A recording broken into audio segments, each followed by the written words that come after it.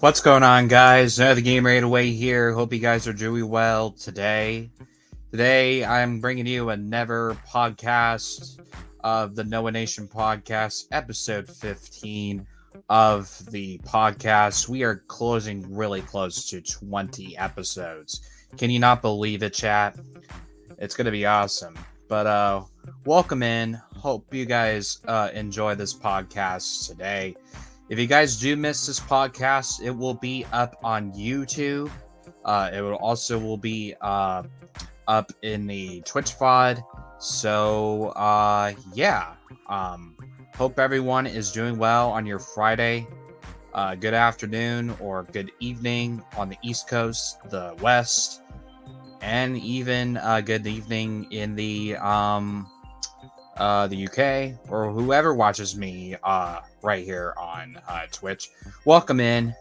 But anyways, let's get on to our day's topics. But basically, these topics that I go over every time are basically about gaming, tech, theme parks, TV shows, and movies.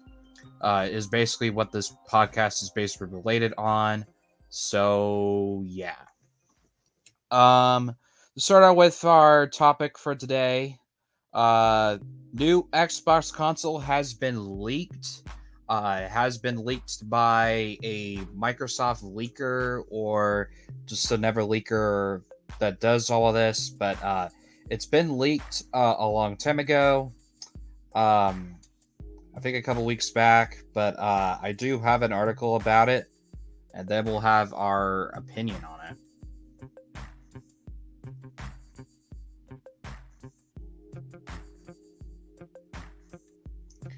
A new Xbox console may have just been leaked under the codename Xbox Keystone. The Xbox Series X and the Xbox Series S were released back in 2020, which may seem like an entirely ago, but it wasn't. The next generation of Xbox won't be here for several more years, so Xbox Keystone isn't that, but it may be a revision of the Xbox Series X or the Xbox Series S, similar to the Xbox One X and the Xbox One S, which were technically Xbox One's console, but were also completely different machines at the same time. Unfortunately, while the name Xbox Keystone has leaked cortesily of some files, that's all that's leaked. The leak doesn't include any information or media on the console, which means we don't know what it looks like. We don't know anything about it. In fact, it's also possible it's not a console codename at all. For all we know, this is accessory. It's placing underneath previous Xbox console codenames suggests it's popular hardware, though. And this is a screenshot of the latest leaked projects. Because you see Xbox System, which says the original Xbox that first came out. The Xbox demos, I think, which that is the Xbox 360. Urios, I think, is the original Xbox One. Dorinko host. Toas, I think that's for the Xbox One or Xbox One S. X and One S. And then you have Xbox Scarlet, which is the Xbox Series X and S. And then you have also Xbox Keystone, which basically is a leaked code name in this file that's supposed to be another Xbox console. And this probably could be the last Xbox console. Time will tell by then, but yeah. It's on this Twitter. Go and follow Taro Afonin is the Twitter guy. He is the one that shared this picture of the files of the latest Xbox consoles. So let's continue. It's worth noting that while the source above has been cited in the past in relation to Microsoft leaks, this doesn't negate the fact that none of this is unofficial. Thus, it should be taken with a grain of salt. The idea of a new Xbox console being in the works is an unreasonable position, of course. Microsoft is working on a new Xbox hardware. However, the chances of a new Xbox console hardware releasing anytime soon amid a massive chip shortage is unlikely. If Xbox Keystone is a codename for a console, it is a console not releasing anytime soon. Microsoft can't even meet Xbox Series X demand, so there's no chance it's going to stretch applying even thinner by introducing another model in the immediate or near future. At the moment of publishing, this leak has not been cooperated by any other sources, nor has Microsoft addressed it in a capacity. That said, as the situation develops, we will be sure to update the story accordingly. In the meantime, the Xbox More coverage, click here. Alright, what do you guys think of this Xbox leaked console that's supposed to be coming out in the near future? Will you guys think there will be another Xbox console in the near future? Time will tell. I think it's going to be a very interesting console in the near future. It says it's going to be kind of like the Xbox Xbox One X and the Xbox One S. So it's probably going to be similar to that, but it could be with the next gen console stuff. And then also as well, Tom Brady is back. He just stepped out of retirement. He will be playing another year with the Tampa Bay Buccaneers. There was a lot of things and rumors about somebody bringing back Tom Brady for another year, but that was not really true because there were a lot of rumors about him going to the 49ers, and that didn't really happen. And then he just kept quiet with the social media for like a while when he made that announcement he was going to retire. And then a couple days back, of what I've heard, that Tom Brady is coming back to the Tampa Bay Buccaneers for another season. And it's really crazy because everyone said this would be his last year. So it's absolutely crazy. Hopefully he'll walk away with maybe one more Super Bowl before he actually retires, but I don't know. It's probably going to be the same exact season, but if he does walk away with another Super Bowl, that would be absolutely crazy. And hopefully he will. Go Toomrob88. Thank you so much for the follow. Welcome to No Nation, my dude. I really appreciate it. Watson's going to the Browns now.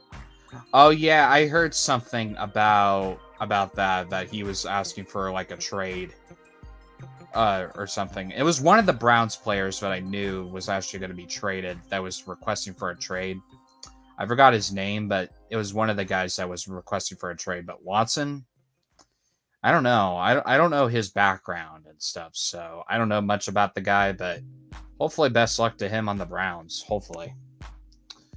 Pokimane has been introduced in another comedy TV show called Family Guy. And apparently she made an appearance on Family Guy, and I think in one of the episodes. But I have an article about it. How Pokimane actually got into Family Guy in one of the episodes, apparently. It was just announced that he's going to the Browns for a 4-year deal for $184 million. That's not bad. That's not a really bad deal. Just to sign him for 4 years. Oh yeah, it was Baker. Yeah, it was Baker. It was one of those guys. But yeah, Baker, I think, requested for a trade. So depending where he wants to go, we'll have to see where he ends up going. But let's read this next article. Administrator adds Pokimane to Family Guy. Administrator Robert Ross recreates Pokimane as well as many other YouTubers and content creators in style of Family Guy in a new video. Family Guy has been the subject of several memes for many years. The acclaimed television series, which first aired in January 1999, has endured as one of the few canceled TV shows that was later revived, escaping cancellation in 2005 due to the increasing home video sales, which has allowed the series to continue on, with the showing currently in the middle of its 20th season. Family Guy was created by Seth MacFarlane, who also voices several of the main characters such as Peter, Stewie, and Brian Griffin.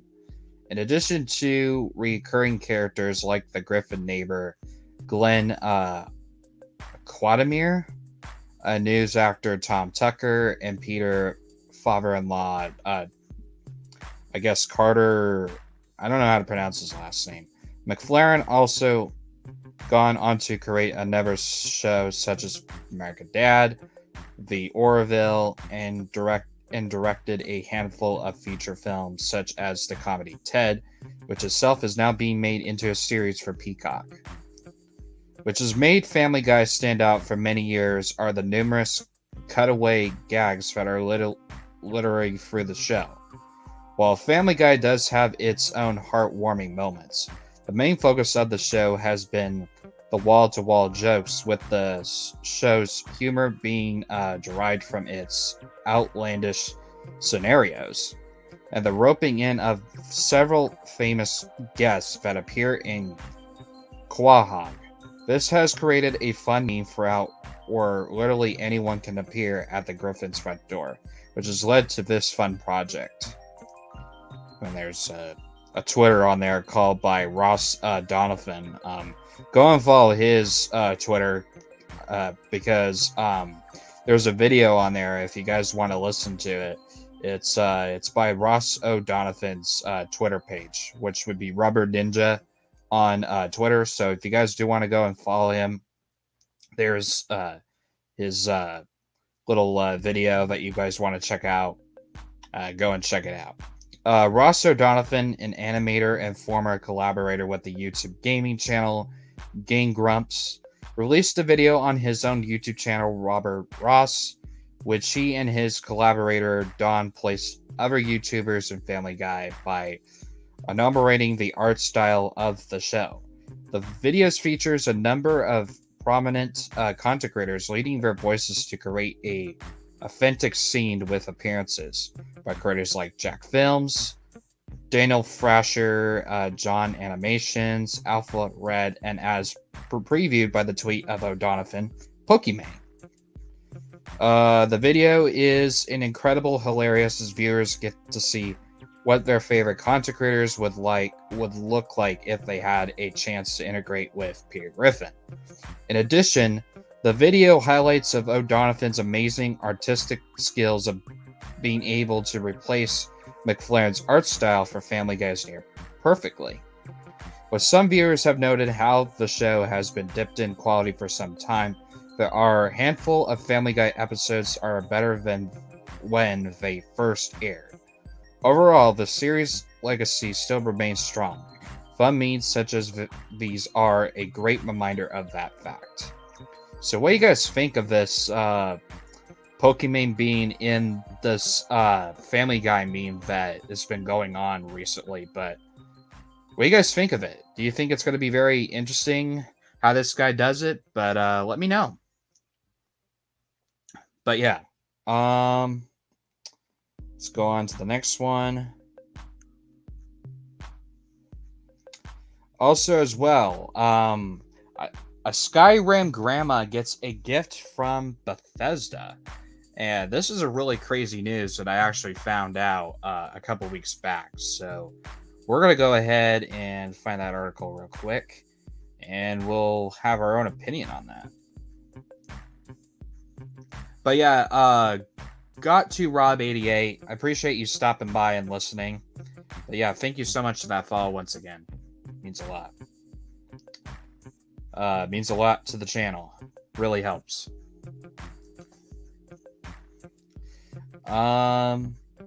Also as Skyrim Grammar receives a gift package from Bethesda.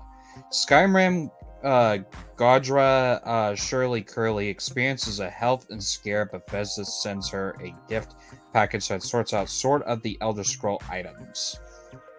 Let me make sure, just to check my audio real quick. Oh, okay. I guess it's fine right now. Okay. Just want to make sure everything's working properly. Bethesda released the Elder Scroll Skyrim in 2011, and the game has reached more players through multiple upgrades and ports since then. One of Skyrim's most dedicated fans is Shirley Curley, also known as the Skyrim Grandma. She has been recognized by Bethesda on multiple occasions, including recently when the team sent her a gift package. Shirley Curley took to her Twitter and YouTube today to celebrate Skyrim, a gift basket sent to her full of tons of Elder Scroll goodies from Bethesda Softworks. These goodies sent to Skyrim Grandma included socks, artwork, a cookbook, and more, of all themed around the Elder Scrolls franchise, with a heavy emphasis on Skyrim. One of the reasons Bethesda sent Curry this care package is a medical scare that Skyrim Grandma had. But the developer isn't stopped there, as she will also featured as a character in the Elder Scrolls 6. Shirley Curley began her Skyrim vlog by lamenting some technical issues with recording videos that are likely retainable to several other YouTube content creators. After hinting what the Elder Scrolls goodies she had to share with her audience, she takes a moment to thank everyone at Bethesda, notably the Bethesda community lead, Jessica Finister, who has been in touch with Skyrim Grandma since her rise in popularity.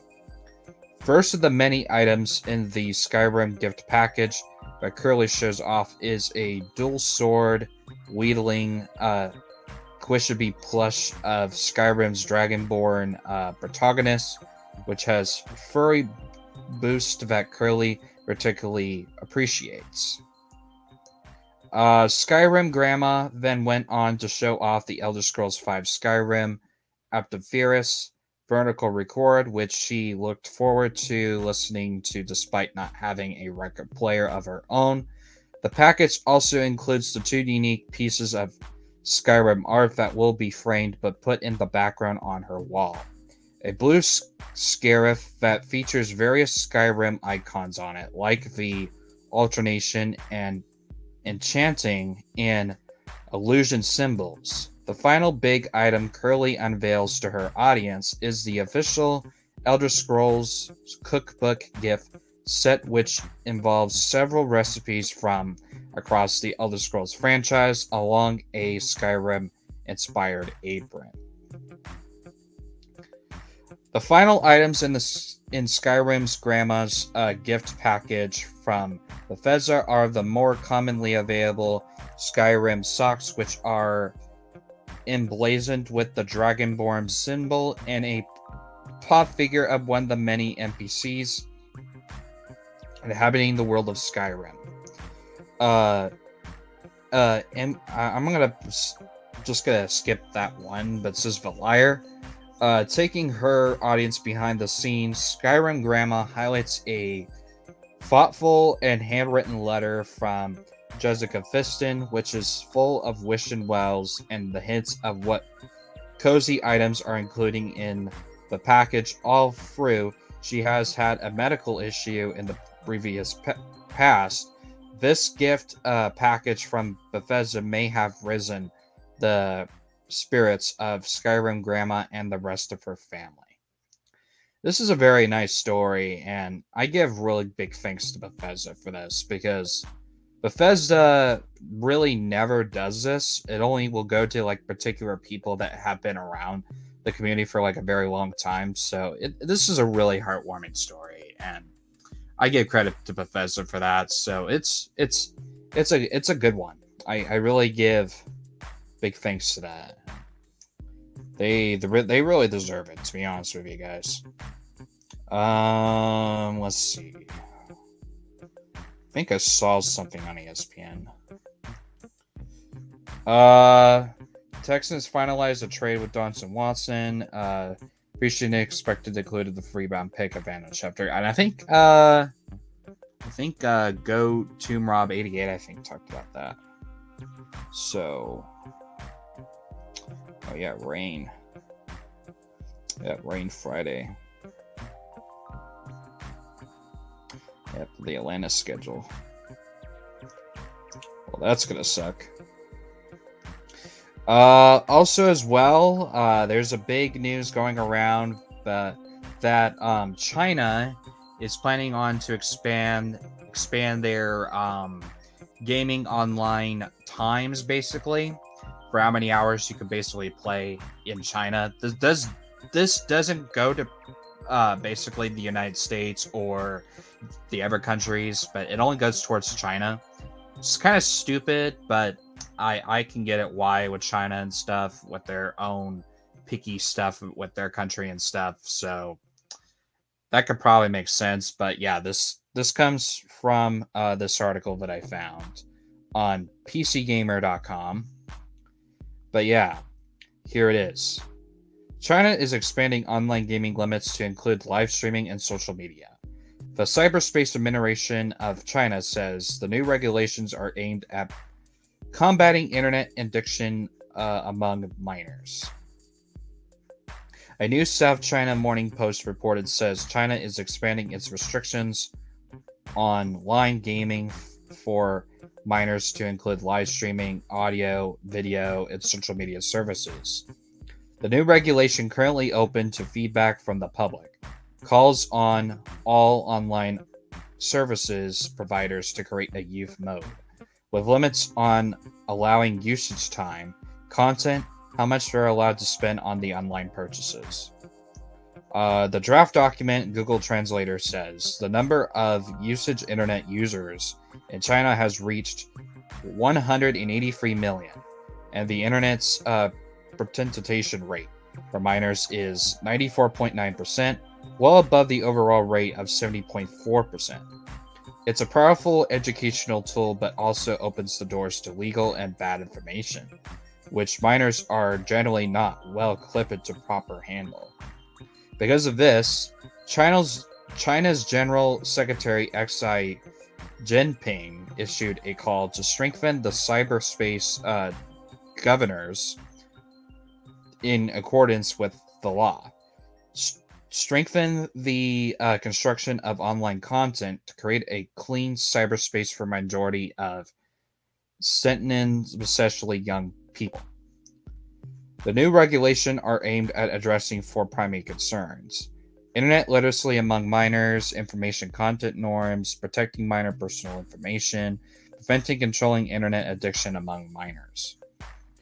Interesting, the regulations don't apply only to the online service providers, but to the hardware companies making and selling mobile devices and computers, who must accept government and social supervision, and its self-access restriction software on their products before releasing them to the public. A Resorter reporter says some Chinese companies, including streaming platforms Decedent Video and IQYI, have already implemented young mode systems for minors, but the Chinese government triggered restrictions on taking a toll on many country big players. The share prices of both Descendant and IQYI, as well as Chinese video shared site Bilibili, have all tailed off to dramatic since early 2021. Yeah, and this is a really crazy one, to be honest with you, but it's China. This doesn't go to other countries as well, so it's really crazy. It's kind of stupid, but it's just China. That's how China's rules basically are. They're different than other countries in the world, so it's very strange, but it just is what it is. So, what's your guys' thoughts on that? You think it's going to be interesting that China is taking a little bit of the gaming side and the live streaming and stuff, but it's going to be very interesting how this is going to go and how it is. And also as well, there's another article that I found. It's the HBO Max and Discovery Plus, the two famous streaming apps out there right now. But apparently, they're both, what I've heard, that they actually could be merging into one app in the near future. And I do have an article about it, and this comes from Verge.com. HBO Max and Discovery Plus will merge into one app. Hopefully will not be as terrible as the current HBO Max app. It really shouldn't be surprising to anyone when the merger of Discovery and Warner Media closes. The two companies' streaming apps will experience a merger of their own. As noted by Variety, Discovery CFO Gunnar Wiedenfels confirmed the move when speaking at the Deutsche-Bank's 30th Annual Media, Internet, and Telecom Conference. That's a mouthful on Monday. This was our first real glimpse of what this new company's content plan looks like. Winniefield gave a very loose roadmap for the streaming app situation post-merger. Before the two apps merged into a mega app, there will be some bundling options. Think now, Disney Plus often bundled Disney Plus, Hulu, and ESPN. But at some point, the two will be combined into one massive and potentially the unwieldy beast of a product. I will say unwieldy because despite being a service I watch every day, HBO Max is buggy as hell. Frankly, as at least on the Apple TV. You have to restart the app if you try to navigate directly to show the Apple's Up Next feature. Other times, just choosing to watch in the app directly will lead to a restart or a crash. If you want to watch something as soon as it airs, good luck. During the Earthra premiere a few weeks ago, the app repeatedly crashed for many users, trying to find out how Cassie was at her sister's for a logical stage musical. Spoilers, she was super mad. HBO had one of its first streaming apps to simulcast streams with over-the-air content. Would you think it would have figured out how to handle the mad rush to watch a season finale after it broke during a multiple premieres at the finales of Game of Thrones, Mayor of the Eastern Town, and others? But no, in 2022, HBO Max still crashes and even more than 12 people decide to tune at the same time. Okay, it probably takes considerably more than 12 people trying to watch a stream at once to crash it, but you get the point. This is a technological crop-up that HBO should have resolved years ago. And it just talks about HBO Max, Discovery Plus's prices, and how they're similar to both the tiers.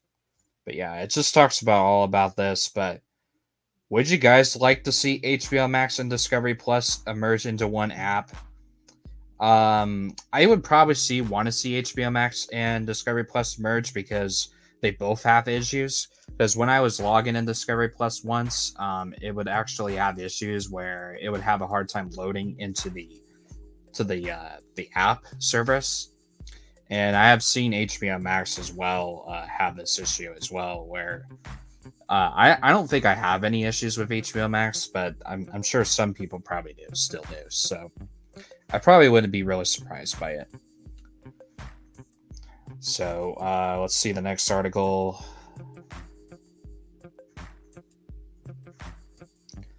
YouTube Vance shutting down.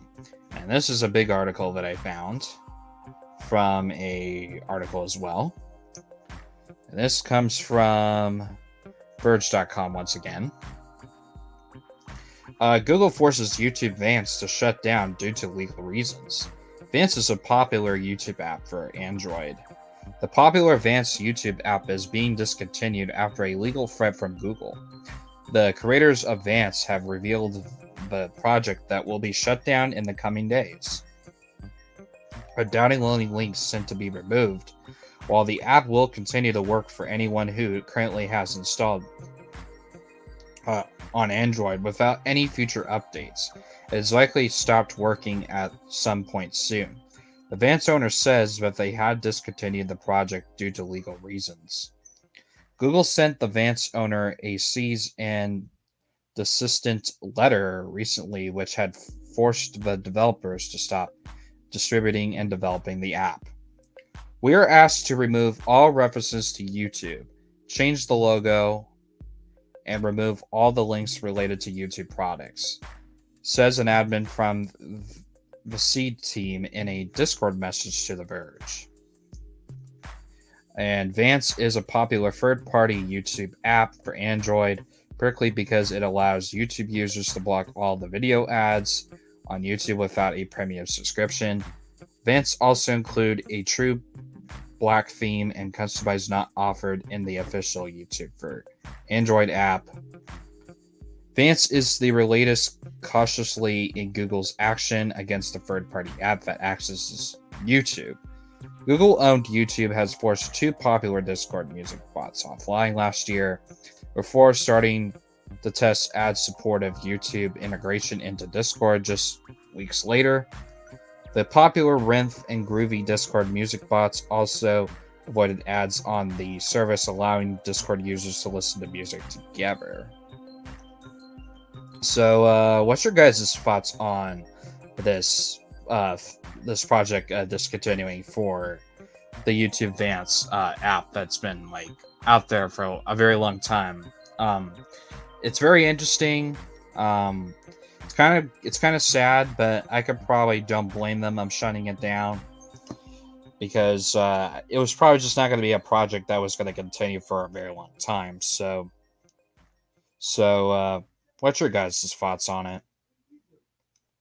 Also, as well, let's talk about the Xbox ID showcase that just happened this week on Wednesday. For this ID showcase, I think was okay. I didn't really see a lot of excitement from that showcase. There was only one game I was really in particular in that showcase, which is basically the Escape Academy, which I think that's going to be a really great game, which is an escape game that you have to find like secret items or stuff just to find a way out and to escape, and you have a specific time limit to complete it, and if you don't, you have to restart, I think, it all over again. But you have the specific time limit just to look for anything that you see particular that you have to solve these certain puzzles, which that is a really interesting game. And I also saw that this game that actually looks really cute called Tunic, and it's available right now on Xbox Game Pass on day 1. I was able to download it. I wasn't able to play it yet, but eventually soon, if I do have time, sometime maybe when I'm not streaming, I might try that game out and see if I like it. But yeah, it doesn't look like a really bad game, and I'm pretty excited for that game and hope for the best for it. And hopefully that game does really well, and it definitely looks like a really good game, and it's really cute because it's about a fox that he goes on this adventure, and it's very interesting. I think it's going to be a really good game. But hopefully we will get like some kind of showcase where they'll talk about Starfield that's supposed to come out. Also, that Indiana Jones game that's in the works. And hopefully some Halo content, hopefully, that we can get from Xbox. But time will tell by anytime soon for that. And also as well, Xbox Game Pass has confirmed games that are leaving the service by the end of this month and I think of April, I believe. And let's find it here, which I have an article for it.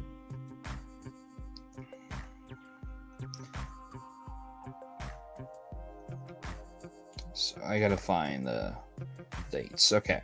So these are the games that are leaving Xbox Game Pass pretty soon. So March 31st, Madden NFL 20 will be leaving Game Pass on March 30th. Naruto Boy will be leaving Xbox Game Pass on March 30th. Shadow Warrior 2 will be leaving Xbox Game Pass on March 31st. Destiny 2, which I'm not surprised, would be leaving Game Pass on April 11th. Beyond Light, Forsaken, and Shadowkeep will be leaving PC Game Pass on April 11th, which I'm not surprised because Bungie is part of PlayStation, so all the DLCs that belong to Destiny 2 will be on PlayStation, because PlayStation bought Bungie, so some of the stuff will probably be leaving just the Game Pass. I don't think they would probably be leaving Xbox at all. I think they will still stay, but you just will have to buy the DLCs and stuff just to keep playing the game. But since then. So, those are the games that are leaving Xbox Game Pass by the end of the month and beginning of April. So, yeah. And also as well, Stardew's newest companion has been announced. I do have an article about it, and we'll discuss about it. First, I gotta drink some water real quick.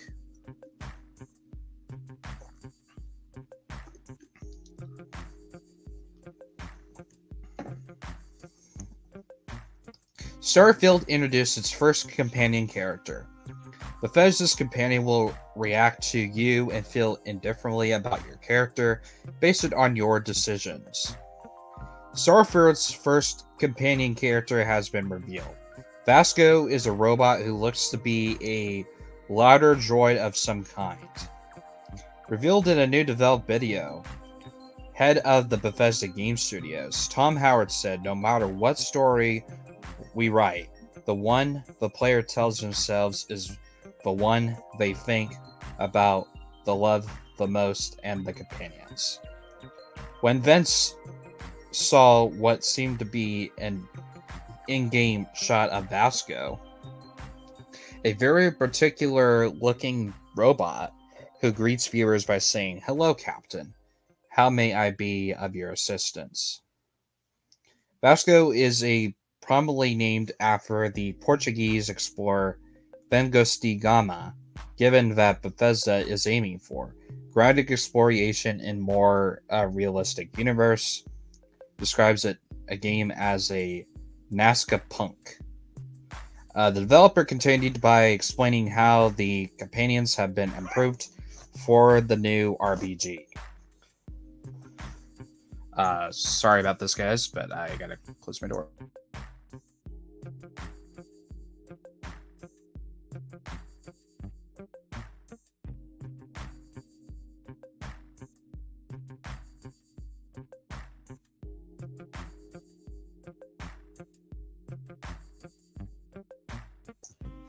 Alright, sorry about that. Sorry about that, guys. But back to what I was saying here.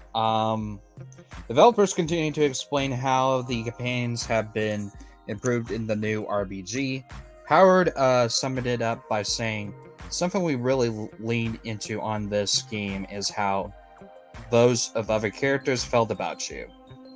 Lead artist Antivis Pelli added, "That's probably my favorite part. Like, we're exploring and then your companion makes some comment off the cuff about something you're checked out or something that just happened.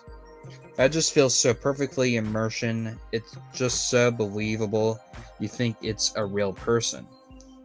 The terms of the NPC as a whole, it seems Bethesda is taking pains to make its characters look realistic as well as to act that way. Hopefully, style stepping some of the studio's previous schemes, more stilted animations.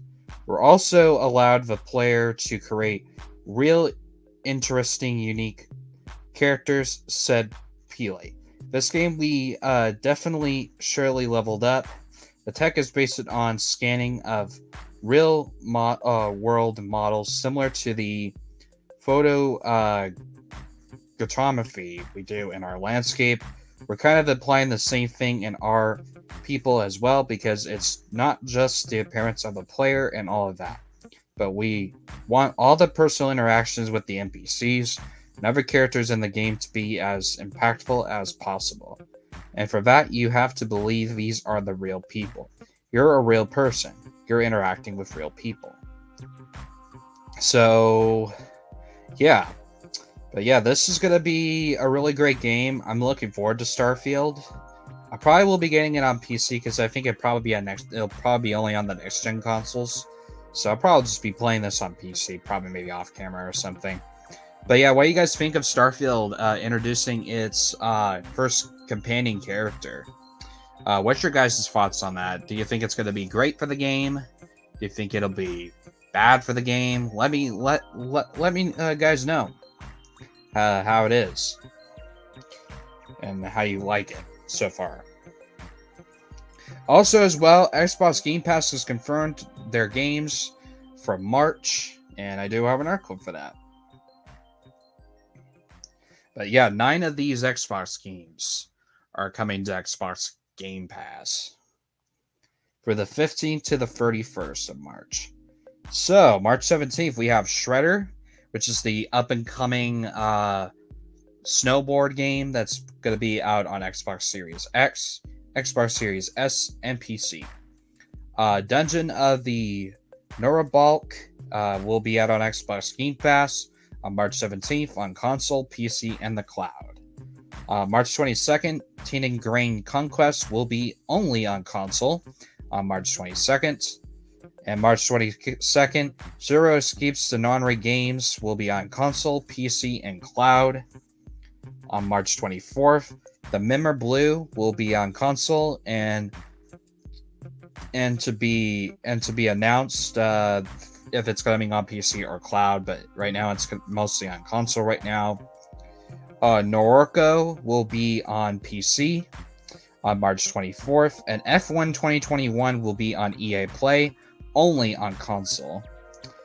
Crusader Kings 3 will be on March 29th, which will be only on the next-gen consoles, Xbox Series X, and Xbox Series S.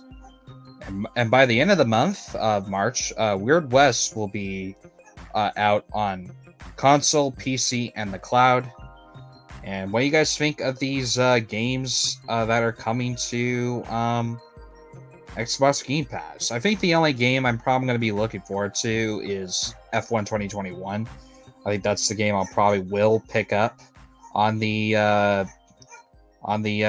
24th. So I will definitely be picking that game up and probably maybe playing it sometime soon.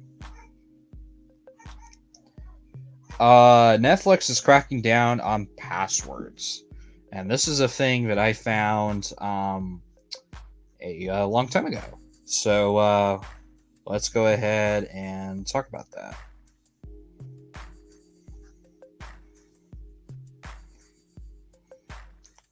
And this comes from Verge.com. Why is Netflix starting to crack down on password sharing? Netflix is changing its tune on account sharing. Netflix has for years ignored the fact that many of us are mooching off our friends' and family's accounts.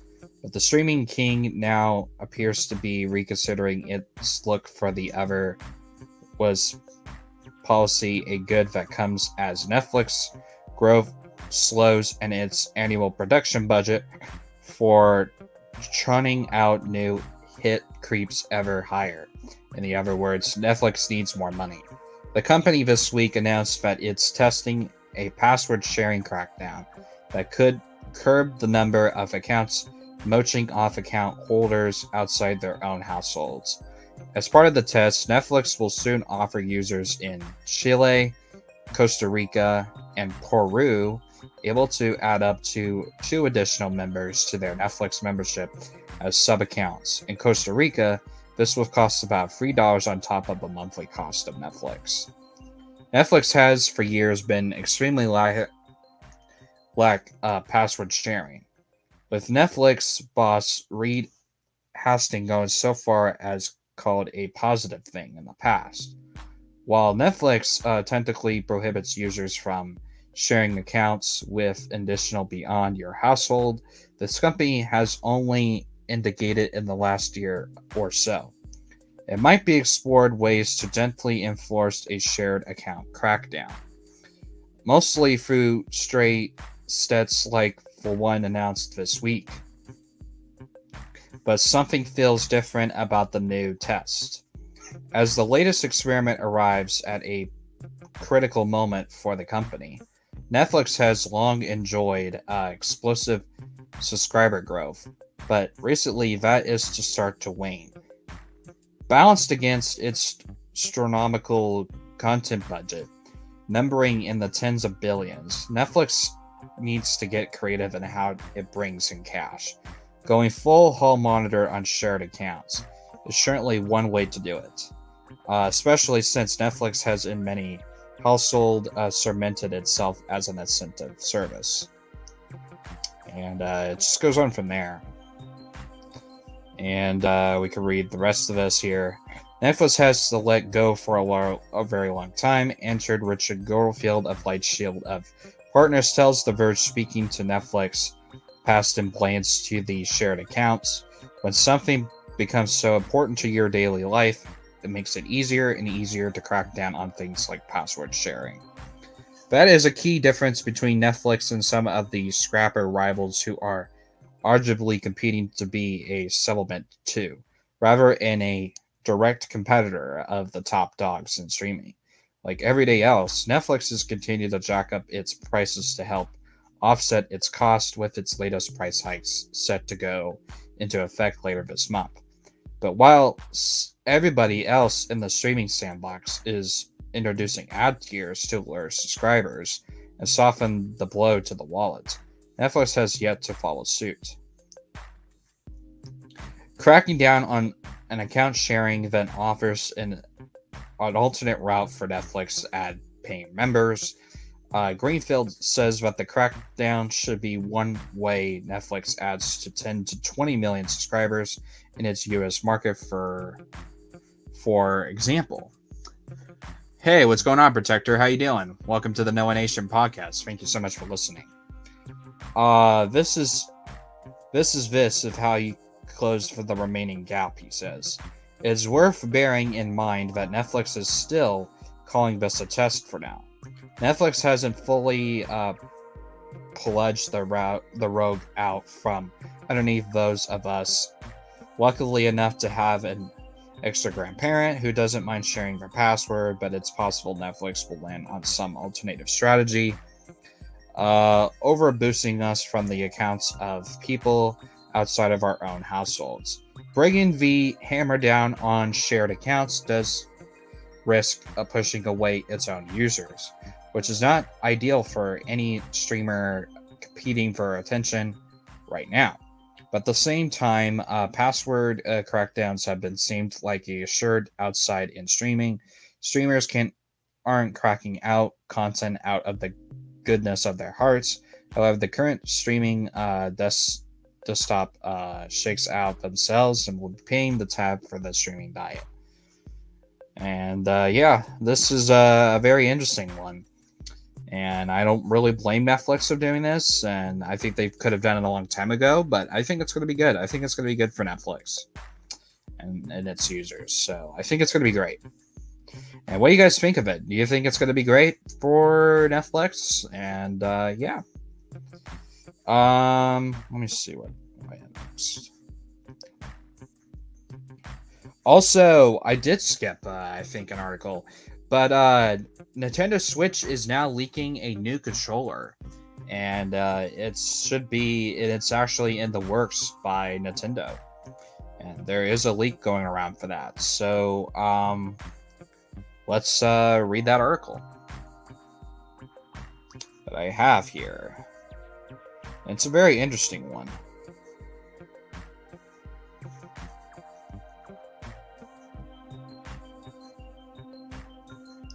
So, a new Nintendo Switch controller may have just leaked, and possibly the controller for a rumored Nintendo Switch 2. The leak comes straight from Nintendo itself, contradictorily of a patent for a new controller that very much looks like a prototype controller, but not necessary for the Nintendo Switch, as it shares a minimal resemblance to the Nintendo Switch Joy-Con. In other words, if something does come from this patent, it will likely be for the Nintendo successor or another piece of hardware entirely. Unfortunately, a description of the patents offers minimal insight, as it brimming with the technical jargon and sequential details for the most patents.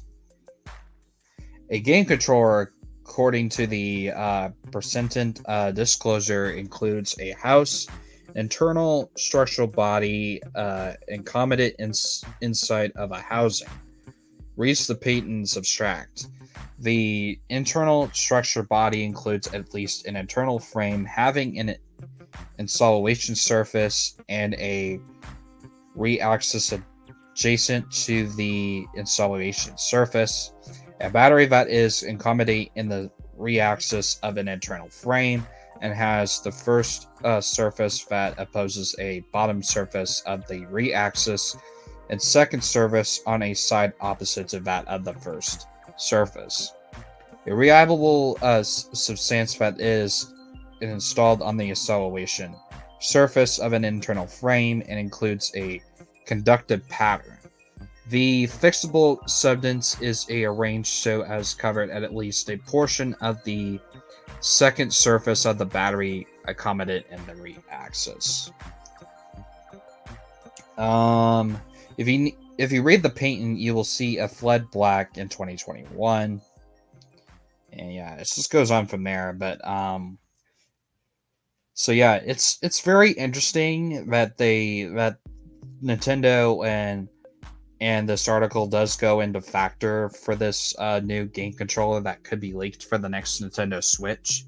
So it's going to be very interesting how it's going to be going. But what do you guys think of the new Nintendo Switch leak controller that could be coming to the future Nintendo Switch 2? That could be in the near future. So time will tell by then. Also as well, Mario Kart 8 Deluxe update for the new DLC is out right now for the Booster Course Pass DLC that just recently came out. I think this month. So we are going to talk about it here. Let me remove all this messages real quick. So Mario Kart 8 Deluxe update out now. The version of the 2.0.0 first booster Course Pass DLC is live right now. Mario Kart 8 Deluxe has been given a new update, with the game receiving a version 2.0, 2.0, 2.0. As expected, players can access the first wave of the Boost Course Pass DLC once it's installed. Note that one attempt to start up the tracks, you may receive a message starting that players can race into a new cup of purchasing the Booster Course Pass or signing up for the Nintendo Switch Online expansion pack. This notice is expected to go away shortly, and the content should be available to everyone soon. The following tracks could be accessible with the Mario Kart Deluxe version 2.0, 2.0.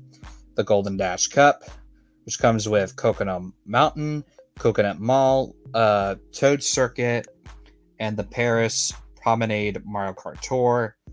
The Lucky Cat Cup, which comes with Tokyo Blur, Shroom Ridge, Sky Garden, and Ninja Hideaway, which is in Mario Kart Tour.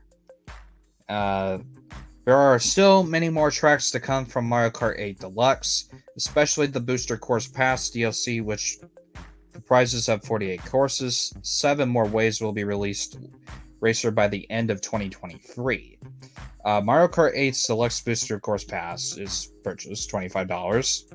If you're a Nintendo Switch member, pack member, the content will be accessed for free. And yeah, what do you guys think of this big update for Mario Kart 8? Do you think it's going to be good? Do you think it's going to be great? I do see some of the tracks on there that I might be interested in doing for maybe a YouTube series to continue. I don't know. But we'll have to see. But I'm pretty excited just for the 2 tracks, Coconut Mall and Coconut Mountain. Those are the 2 tracks I'm going to really like. And also, let's talk about the last final things before we wrap up the podcast for the day.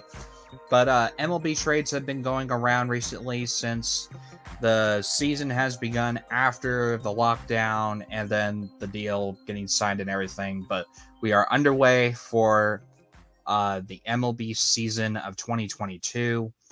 There were some barely big signings by a few teams, and I know, but Jock Peterson has been signed to the San Francisco Giants.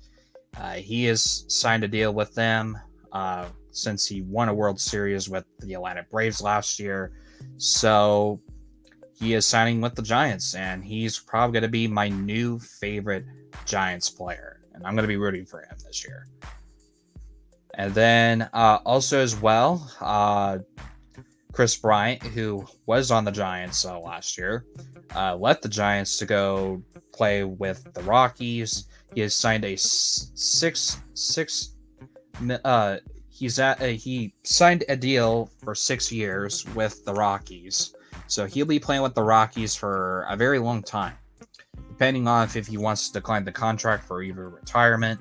But if he still wants to continue playing with the Rockies, he's probably going to be there for a very long time. And it's definitely going to help the Rockies out a little bit. I don't think it will help them a lot in the near future, but I think they'll probably will get pretty good in the near future. But time will tell by then. And then also the Los Angeles Dodgers signed Freddie Freeman for a 6-year contract with the Dodgers, and that's a never good player for the Dodgers. But I think the Dodgers have too many players, so I think they're gonna make them really good this year. So Freddie Freeman's gonna be great. He's a very very friendly player, and I really like Freddie Freeman, to be honest with you. I think he's a really cool dude and very funny and chilling. So, yeah, and playing 15 years with the Atlanta Braves. And he did, and these are the basic reasons why he signed with the Dodgers, because he used to live in Southern California. And he had family down there that he wants him to come home. And then that's when he really basically signed that deal with the Dodgers, just to play for 6 years with them. So it's really crazy. And then also with the Rockies, of them signing Chris Bryant, because he's good. He's a good player. He probably would help the young players get good. And I think that's going to be good for the Rockies to have basically a veteran player like Charlie Blackmon and Chris Bryant. I think they're going to be really good picks. And I've even heard Trevor Story could be signing with some teams, even including the Giants on that list. So that would be a never good player for the Giants if they do sign him to the Bay, because there is a lot of big rumors about that. So time will tell by then. And then also as well, let's talk about the stream team that I just announced on Sunday last weekend. Me and Rusty and Dr. Carbine started a stream team. We started growing it the last few weeks. We had invited a lot of streamers, and mostly some of my community members who've been supportive to my community for a very long time. We started that stream team on Sunday. We launched it. It's a really great name. We have the name right now. It's called Gold Crown Gaming is the name of it. And we don't really have basically a name for it, but for right now it's called Gold Crown Gaming. It's a stream team that me and Rusty and Carbine have been working on since last week, behind the scenes and stuff. So it's going to be cool, and I'm pretty excited about that. And I'm looking forward to this project with my good friend Rusty and Dr. Carbine, and hopefully we'll make it as a very popular stream team in the future. It's going to take us time, but we will get there. It's going to be awesome, and I'm really happy to be a part of this with them and to be a part of it myself and with my community. And if you guys do want to join the stream team, it's in the link. It's in the link on my in my Streamlabs commands. Just put !stream team, and it'll take you right to the Discord server, and I would either have to verify you or Rusty Puppets will have to verify you and stuff. But yeah, it's going to be a really good idea, and hope to continue it with them in the future with them. So it's going to be awesome, and hopefully we'll get maybe some interviews real soon with a bunch of streamers and get them on this podcast, and hopefully it'll be great. And then also as well, let's talk about the Obi-Wan TV show just before we wrap it up. But the Obi-Wan TV show, it looks really good at what I've seen from the trailer. It doesn't look really bad. I think it tells the story just perfect. And it's going to be great. It's going to be a really great show, and hope for the best that it's actually great on Disney Plus as it looks right now. And it definitely looks pretty good. It definitely looks good. It does follow the story as it looks, but hopefully it will be good. And I think that's going to do it for our podcast for today. I appreciate everyone coming and hanging out in the podcast. If you guys did miss it, it will be on YouTube on Sunday. And if you guys do want to rewatch it here on Twitch, there will be a VOD that will pop up, and you guys can rewatch the podcast from the very beginning. But I hope you guys definitely did enjoy it. I will see you guys in a little bit, around 4 o'clock p.m. Pacific time or 7 p.m. Eastern time. I will be streaming Fortnite from 4 to 7. And I think it'd probably be our last stream of Chapter 3 Season 1 until Chapter 3 Season 2 comes out. So I will hope to see you guys there. And thank you guys so much for watching this podcast today. And know the game right away here. And I will see you guys in about 2 hours.